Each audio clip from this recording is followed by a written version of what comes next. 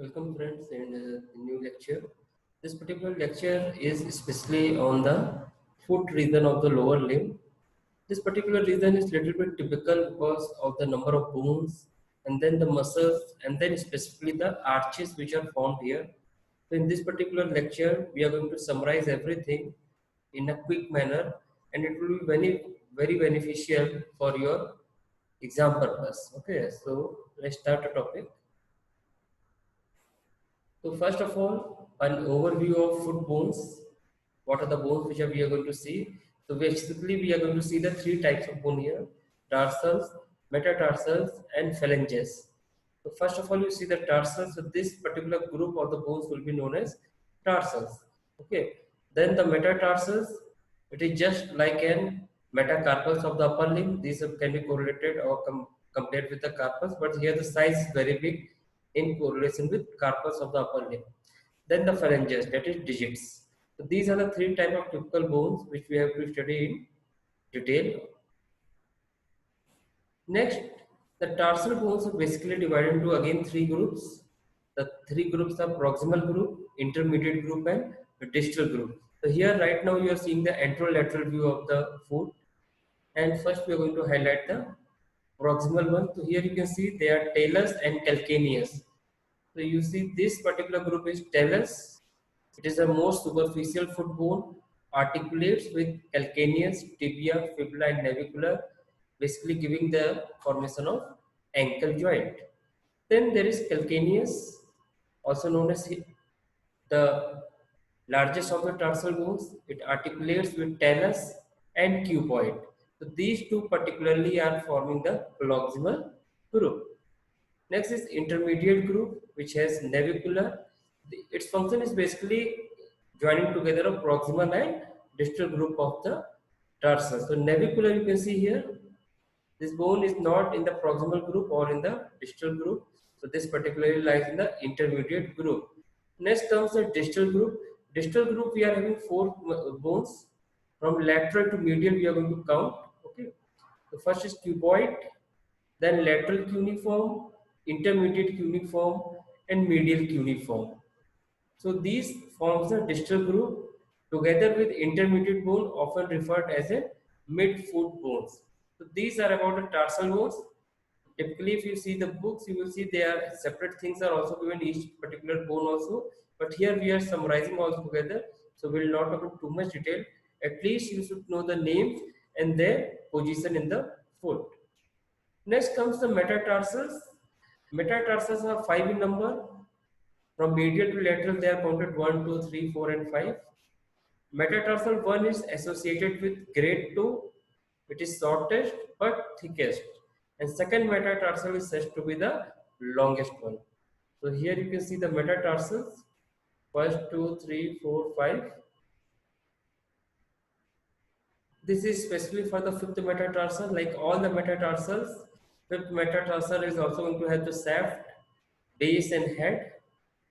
You can see the head region, shaft region, base, and specifically the styloid process if you will. So the base of fifth metatarsal is a common site of injury, especially fracture, resulting from the acute inversion. A strong full pronged tendinous attachment to the styloid process is chiefly responsible for the eversion flexure at this particular time. That's why we have discussed about the fifth metatarsal separately also. Now talking about the phalanges, phalanges are the digits. Together with metatarsal, they are said to be the forefoot. Each toe has three phalanges, that is proximal, middle, and distal, except for the great toe, which has only two, like in the thumb region also. So first you see the distal ones, medial ones, and then proximal ones. So here nothing very specific is there. You just should be remembering the names and the location. Next thing is very important, the arches. The bones of the foot together make up the three distinct arches. The arches of the foot, which are supported by muscles and ligaments, give the shock absorbing quality of the foot. Additionally, these arches allow to the foot acts as a springboard for propulsion during the locomotion and an effective weight distributor. So these are some important functions of the arches, why we need the arches. So you can see here there is three type of arches: medial longitudinal arch, lateral longitudinal arch, and transverse arch. The medial longitudinal arch, you can see this green color line. It is composed of calcaneus, talus, navicular, cuneiform, and first three metatarsals. It is higher and more significant than the lateral. It is elevated during the simple standing or quiet standing. So this is the medial longitudinal arch. Then there is a lateral longitudinal arch. It is composed of calcaneus, cuboid, and the last two metatarsals. It is flatter than the medial longitudinal arch and rests on the ground during the quiet standing. So you can see the diagram, it is little bit flatter. Then there is one transverse arch. It is composing of the medial part, that is cuboid, cuneiforms, and all the metatarsals head. It spans between the lateral and medial longitudinal arches. So all these arches gives our foot a specific shape, which is going to help us in movement also, in absorbing the shock also, and for the weight, better distribution of the weight. But think, if it is not like this, then the condition is known as pes planus. Pes planus, which is commonly known as flat foot or fallen arches, is a condition of feet in which the medial longitudinal arch fails to maintain its concavity. As a result, the sole of foot lays nearly completely flat. Pes planus is a typical consequence of dysfunctional supporting muscles, typically tibialis posterior, we'll talk it later also, lateral, leading to the failure of spring ligament. Pes planus is common among those who gain weight rapidly, tasking supporting the muscles and ligaments with the extra strain of the excess body weight. So what this type of person will feel while running or while walking too much, there will be pain in the foot because the proper distribution of weight is not going to occur here, and they will feel some soft like things. So they have to wear certain specific uh, supporters in the foot if they want to have some normal walking and running.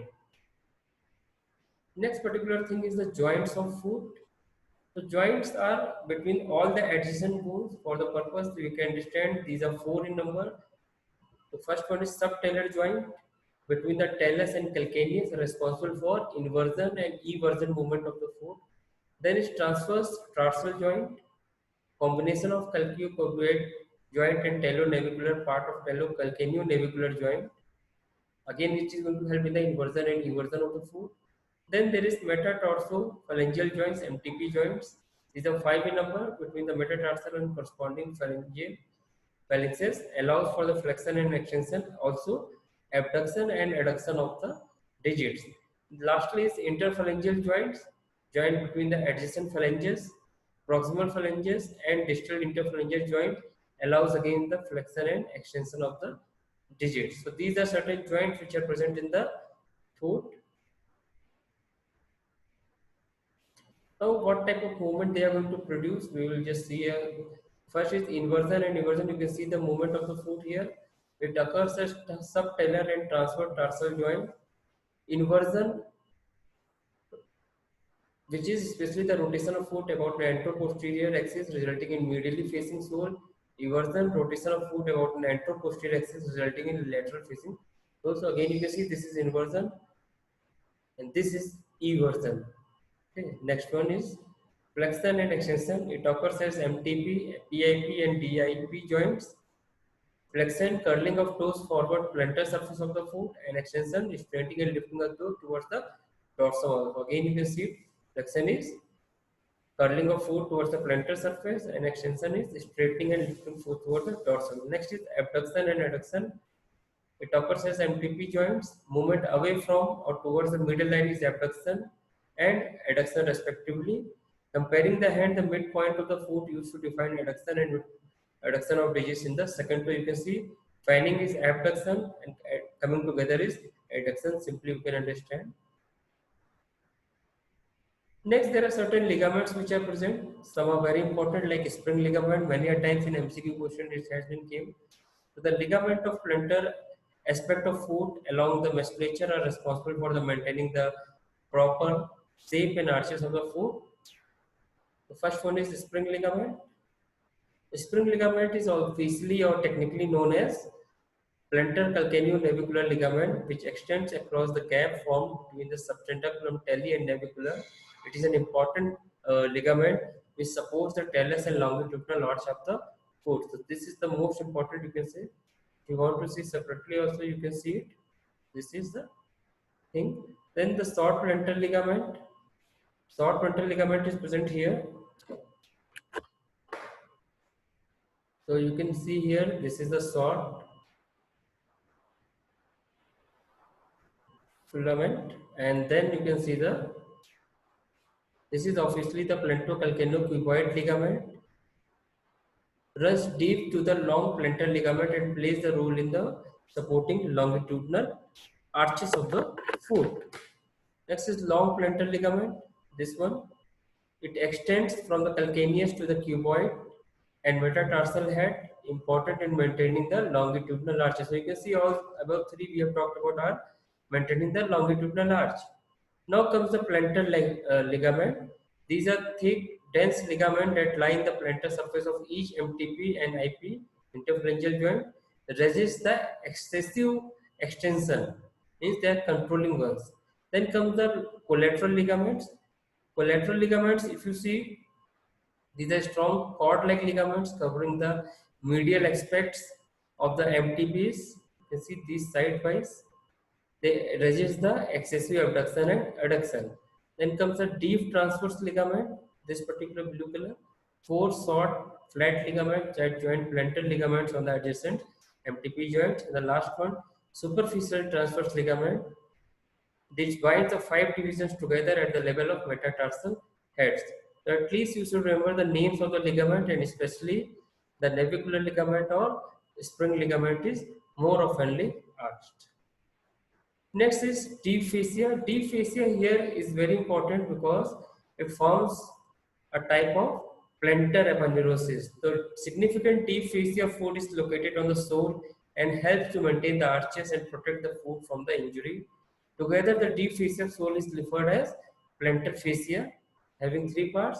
So this is the lateral plantar fascia on the lateral side, medial plantar fascia on medial side, and then comes the plantar aponeurosis, which is most important. It is a thick central part of plantar fascia arising from calcaneus and divides entirely into the five sections that enclose the flexor tendons. A disease is related with this particular part known as plantar fasciculitis. It is a strain and associated inflammation of plantar aponeurosis is known as plantar fasciitis. This condition is commonly the result of running other high impact aerobics, particularly when improper footwear is worn out. Okay, the plantar fascia is characterized by point tenderness at the proximal attachment of plantar aponeurosis and aggravated by the extension of first. So here you can see the redness. So this is the inflammation which is happening here. This is the plantar fasciculitis. Next part which is important here is retinaculums. Like in the upper limb, we were having flexor retinaculum and extensor retinaculum, and they were binding all the tendons. Likewise, here also we having thing, because the tendon that enters in the foot undergoes sharp deviation from the original path. The reticula are required to prevent the displacement. Reticular thickened bands of deep fascia that bind underlying tissues. So here you can see there are three one extensor retinaculum. It had two parts: a superior which attached to the tibia and fibula, and inferior which attached to the laterally to the calcaneus and medially split to attach to the medial malleolus and medial cuneiform. Next is fibular retinaculum. Again, two parts. Superior part, it extends from the posterolateral malleolus to the posterolateral calcaneus, and the inferior part, anterocontinuous with inferior extensor retinaculum and extends to the lateral calcaneus. So this is fibular ligament. Lastly is flexor retinaculum. Superficial boundary of the tarsal tunnel attaches to the medial malleolus and extends posterior-inferiorly to join the plantar aponeurosis. So these three are the reticulums, and they are supporting the tendons to maintain their pathways. Next is some extensor expansions. As the tendon of extensor muscle enters the dorsal aspects of the digits, they expand into the broad triangular shaped bands. These expansions are also known as scutes, acts as a tendinous attachment to the lumbricals and interossei. It is this attachment that allows these muscles to flex the MTP joint while extending the interphalangeal or IP joint. Understanding these particular is a crucial step in understanding how the muscles are going to act on the joints of the tissue. So this is about the extensor expansions. Now we will talk little bit about the musculature of the foot. Two type of muscles are there: extrinsic and intrinsic. Intrinsic muscles originate in and are located mostly in leg. These muscles have tendons attachment in foot that will not be described here right now. We will basically describe the intrinsic only. The intrinsic muscles are located anteriorly within the foot. Intrinsic muscles are either connected on the dorsal or plantar aspect of the foot with 2 and 18 muscles each respectively. The dorsal one you can see aspect contains only the 2 muscles, but the plantar one will have 18 muscles layer by layer. So we have to see it in a little bit detail also. So first one is for dorsal. So dorsal we are going to see extensor digitorum brevis and extensor pollicis brevis. So this particular thing you can see, this is extensor digitorum brevis.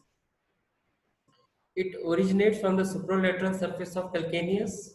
Insertion is on the lateral sides of medial flanges of the toes, second to fourth, now innervated by the defibular nerve, and action is helping in the EDL and EHL in extending the distal second and to fourth. So this is about the extensor digitorum brevis. Next one is extensor pollicis brevis. You can see here this one, the last indent which is moving. So this particularly the origin is from the supralateral surface of calcaneus. Insertion is on the base of the proximal phalanx of great toe. Nerve is defibular nerve or peroneal nerve. Action is also aids in the EDL and EHL in extending the greater toe. So these two muscles are the muscles of the foot region in the dorsal side. Next we have to see the plantar size. So here the muscles are in 4 distinct layers. So one by one we will come towards the each layer. First of all, we will see the first layer, fourth layer first of all. So you see there are plantar ossei, interossei and dorsal interossei. Plantar interossei have the medial origin on the medial sides of the bases of metatarsal second to fifth, third to fifth.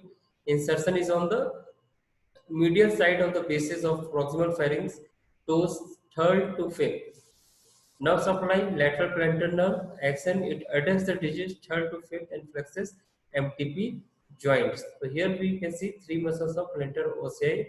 Then we are going to see the dorsal interossei.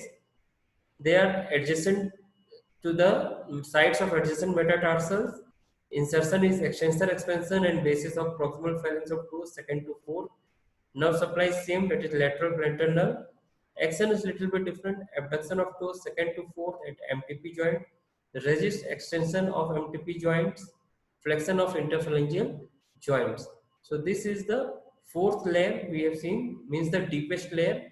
Next, when we add one more layer, it will be the third layer. Third layer basically has the 3 muscles: flexor pollicis brevis, then adductor pollicis, then flexor digiti minimi. So one by one we will see origin insertion. So for flexor pollicis brevis, the origin is plantar surface of cuboid and lateral cuneiform. Insertion is lateral and medial sides of the base of proximal phalanx of great toe. As the term pollicis is there, we should understand it will be directly on the great toe only. Innervation is lateral plantar nerve. Action is flexion of metatarsopharyngeal joint of great toe. So this is the first muscle. Next is adductor pollicis. It is had 2 heads. One is transverse, one is oblique. You can see the diagram. Transverse heads, the ligament are associated with MTP joints of the toe, and oblique head, the bases of metatarsal second to fourth. Insertion is on the lateral side of the base of proximal phalanx of greater toe. Again, pollicis terms is attached. Innervation is lateral plantar nerve. Action is adduction of greater toe as metatarsophalangeal joints. The last one is flexor digiti minimi brevis. As the name is digiti minimi, it will go to the smallest one, the base of metatarsal fourth, stellate process. Insertion is on the lateral side of the base of the proximal phalanx of the fifth digit. Lateral plantar nerve is innervated and action is flexion of fifth digit. So this was the third row. Then coming toward the second row, you are going to get the lumbricals and quadratus plantae. Two things. Lumbricus, first of all, we see there are four lumbricus. The first lumbrical will have originated from the medial FDL tendon of toe second, and the second to four lumbricals adjacent surface of adjacent tendons of FDL. You can see here this particular things. These are the lumbricals. Insertion, medial margins of the extensor hoods of the toes second to fifth. Now supply, the first one is supplied by the medial plantar nerve and the rest are supplied by lateral plantar nerve. Action is flexion of metatarsopharyngeal joints and extension of interphalangeal joints. Then quadratus plantae, origin is medial surface of calcaneus and lateral process of calcaneal tuberosity. It is going to insert on the lateral side of tendon of flexor digitorum longus in proximal sole of the foot. Innervated by lateral plantar nerve, action is assist flexor digitorum longus in tendon and flexing the toes second to fifth. Now we are going to come to the most outer one, that is superficial. Here we are going to get adductor pollicis, flexor digiti brevis, adductor digiti minimi. First one, adductor pollicis. As the name pollicis suggests, you can understand origin will be medial process of calcaneal tuberosity. Insertion is on medial side of the base of proximal pharynx of great toe. Now supply medial plantar nerve. Action is abduction and flexion of great toe at the metatarsopharyngeal joint. Next one is flexor digitorum brevis. Medial process of calcaneal tuberosity and plantar aponeurosis will be its origin. You see here. Insertion is sides of plantar surface of middle phalanges of lateral four toes, leaving the great toe. Innervation is medial plantar nerve. Action will be flexes the lateral four toes and the proximal interphalangeal joints. Then the last one, abductor digiti minimi. Lateral and medial process of calcaneal tuberosity will be its origin. You can see the diagram. Insertion the lateral side of base of proximal pharynx of fifth digit. Nerve supplies lateral plantar nerve and it abducts the fifth toe at the metatarsopharyngeal joint. So this is the very important part of the foot, that is musculature of foot, and we have defined it short but solid manner. I think it will be clear to you now. Next we have to see about some nerve supplies. So first of all, the dorsal nerves. So there will be saphenous, superficial fibular, deep fibular, sural nerve. So saphenous nerve you can see like this: superficial fibular nerve, deep fibular nerve, sural nerve. Then they are going to continuous as medial dorsal cutaneous nerve, intermediate dorsal cutaneous nerve, lateral dorsal cutaneous nerve. They will get arranged into the common dorsal distal nerves. You see distal nerves, and ultimately they will go to the proper dorsal distal nerve supply at the dorsal view. If you want to see towards the plantar view, you have to come back like this. So here you see the tibial nerve first of all. Then they will divide into lateral plantar nerve, medial plantar nerve, then common plantar distal nerves, and ultimately proper plantar distal nerve. So this is the nerve supply on the both the surfaces. Next is cutaneous innervation. So the dermatomes of skin innervated by one is known as dermatomes. So there are four things here. The dermatomes you can see L4 will be supplying this particular part, L5, S1 and S2. So this is the cutaneous supply on the both the side, dorsal and plantar, which you can understand here. So maximum part is being supplied by L5 as you can see here.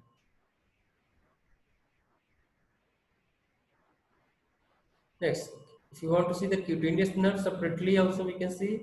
So first is the tibial nerve, which is going to supply the proximal part, then dorsal cutaneous nerve, lateral, superficial fibular.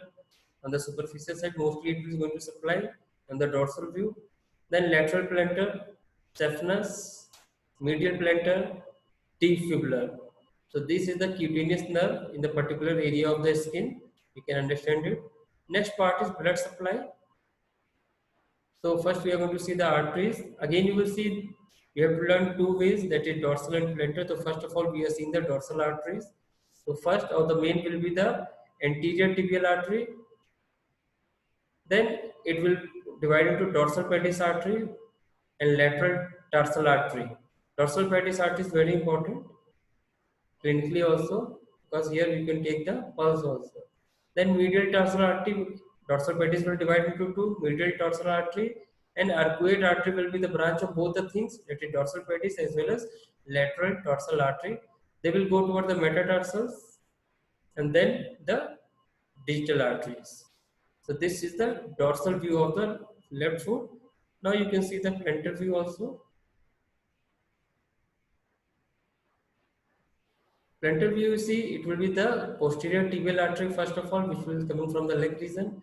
It divided into medial plantar artery, lateral plantar artery.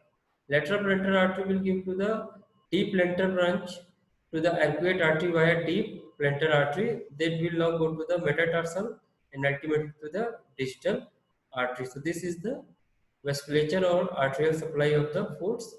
Coming towards the venous drainage. So we have again to see the two types. So first of all, we are going to see the plantar one. So dorsal distal artery veins, sorry, we are seeing the dorsal one right now.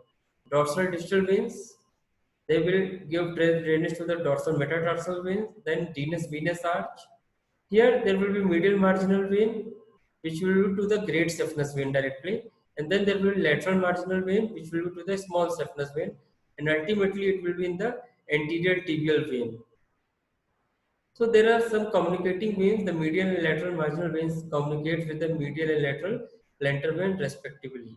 Okay. Now, if you want to see the plantar surface drainage, the plantar distal artery, they will give to the plantar metatarsal veins, deep plantar venous arch, then medial plantar vein, lateral plantar vein, and the medial marginal vein will be going towards the greater saphenous vein. The lateral marginal will go to the small saphenous vein, and rest will be towards the posterior tibial vein. So this is the venous drainage, and here we conclude our lecture also. So you can see we have described everything here, starting from the bones, then ligaments, then arches, then the musculature, which is very important on the both the sides, especially when we are talking about the four layers of the muscles, then nerves, blood supply. I think it will be very useful for you. Thank you.